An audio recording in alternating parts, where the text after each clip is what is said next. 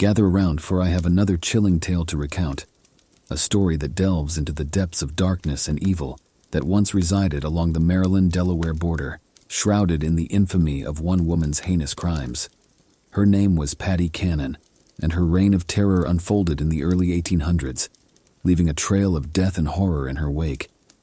Patty Cannon operated from her home at Reliance, a three-way crossroads where Delaware Route 20 meets the Maryland state line, west of Seaford. She ran an inn that provided lodging to weary travelers passing through the region. In a time when established hotels were scarce, Patty's Inn became a popular stopover for those seeking a place to rest. However, unbeknownst to her guests, Patty harbored a dark secret. She was a ruthless murderer. Travelers who stayed at Patty's Inn would mysteriously vanish after their encounter with her. The unsuspecting victims would be served their final meal before Patty would take their lives and dispose of their bodies. She would divide their belongings, horses, and money among her accomplices and eagerly await the arrival of her next guests. The peculiar geography of Patty's property allowed her to evade capture for a long time. Her home was located in Maryland, while her barn, just a short walk away, stood in Delaware. When authorities from one jurisdiction approached to investigate her crimes, Patty would conveniently position herself on the other side of the state line. This allowed her to taunt and evade the law enforcement officials, taking advantage of their reluctance to cross state boundaries. Patty's crimes were shocking not only because of their brutality, but also because she targeted and murdered children as well. Tales of her monstrous acts spread, describing instances where she cooked a live baby in her fireplace, an act motivated by annoyance at the infant's crying. Eventually, both Maryland and Delaware coordinated their efforts to capture Patty. She was apprehended and held in the basement of the Georgetown courthouse in Delaware, awaiting trial.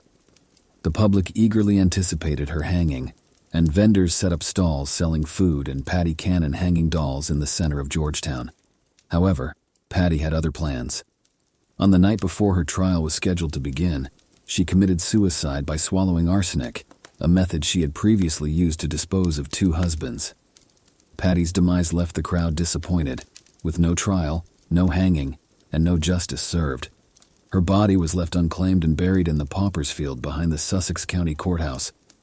Locals soon began spreading stories of her ghost, haunting various locations, including Reliance, Federalsburg in Maryland, the Nanticoke River, and the cells of the Georgetown Jail.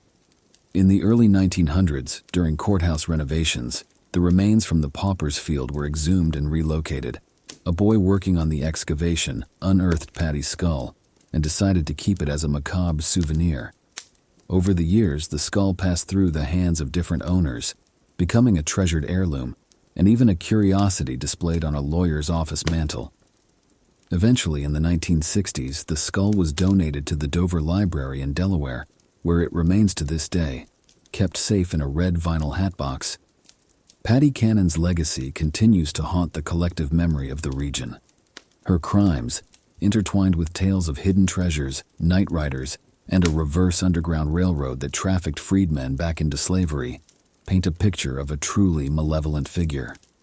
While the development called Patty Cannon Estates stands as a reminder of her horrifying deeds, it also serves as a chilling reminder that darkness can lurk beneath even the most unassuming veneers of everyday life.